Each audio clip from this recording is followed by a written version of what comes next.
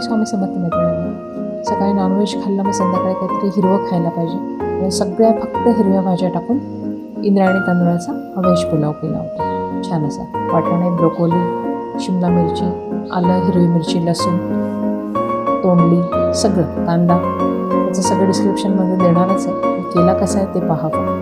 या पद्धतीने तेल घातलं आधी थोडंसं साजूक तूप घातलं आणि मिक्स याची फोडणी दिली की त्याची चव खूप छान लागते. या पद्धतीने तर छान तापू द्यायचं. तेल आणि तुपाची मिक्स फोडणी द्यायची. तुपामुळे एक वेगळीच चव येते.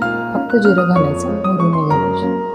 त्याच्यानंतर कांदा घालायचा आणि कांदा लाल होण्यासाठी थोडंसं मीठ घालायचं, म्हणजे तो पटकन परतला जातो.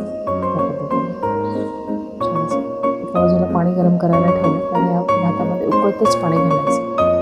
छान होतो पण आणि मोकळा होतो छान. कांदा गुलाबी झाला, हिरवी मिरची, आलं लसणाची भरड टाकायची त्याच्यामध्ये जाडसर दळलेली. कमी तिखटच मिरच्या घ्यायच्या कारण त्या दळवून टाकतो आपण म्हणून. हळद घालायची आणि आपला जो काळा मसाला असतो आपण काळ्या आमटीला वापरतो तो घालायचा. त्याच्यामध्ये सगळे खडे मसाले असतात आणि थोडीशी लाल मिरची असते, तर त्याची चव खूप छान लागते. आणि मग सगळ्या भाज्या टाकायच्या त्याच्यामध्ये आणि मीठ टाकायचं आणि छान अशा त्या मिक्स करून घ्यायच्या. या पद्धतीने एकसारख्या परतवून घ्यायच्या आणि मीठ घालायचं, म्हणजे भाज्यांमध्ये मिठाची चव पण उतरते आणि पाणी सुटल्यामुळे भाज्या पटकन मऊ होतात. या पद्धतीने छान अशा आणि 2 ते 3 मिनटाची वाफ काढायची, तोपर्यंत तांदूळ धुवून घ्यायचा. बघा ह्या पद्धतीने छान असं त्यांना कलर आला आणि सगळा मसाला त्याच्यात मिक्स झाला. तर तांदूळ घालायचा आणि तांदूळाला पण छान 1-2 मिनटं परतवून घ्यायचं एकसारखं. थोडासा गॅस हाय करायचा जेणेकरून तांदूळ चटकतो आणि मग तो भात असा छान मोकळा होतो. या पद्धतीने छान असं एकसारखं त्याला पण 1-2 मिनटं वाफ काढून घ्यायची.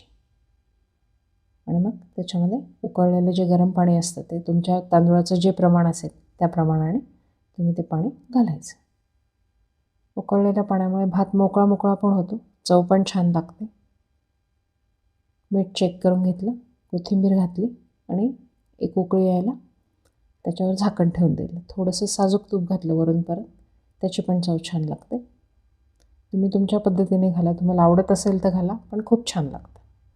आता पाण्याचं प्रमाण थोडंसं कमी वाटलं मला म्हणून मग मी थोडंसं पुन्हा घातलं. एकदम नाही घालायचं कारण उकळल्यानंतर आटतं, मग समजतं आपल्याला. आणि त्याच्यानंतर छोट्या गॅसवर शिफ्ट करायचा कुकर, जेणेकरून शिट्या छान घेता येतात, वेळाने येतात. आणि या पद्धतीने झाला. तुम्ही करून पहा आणि मला कमेंट करून सांगा आवडतं.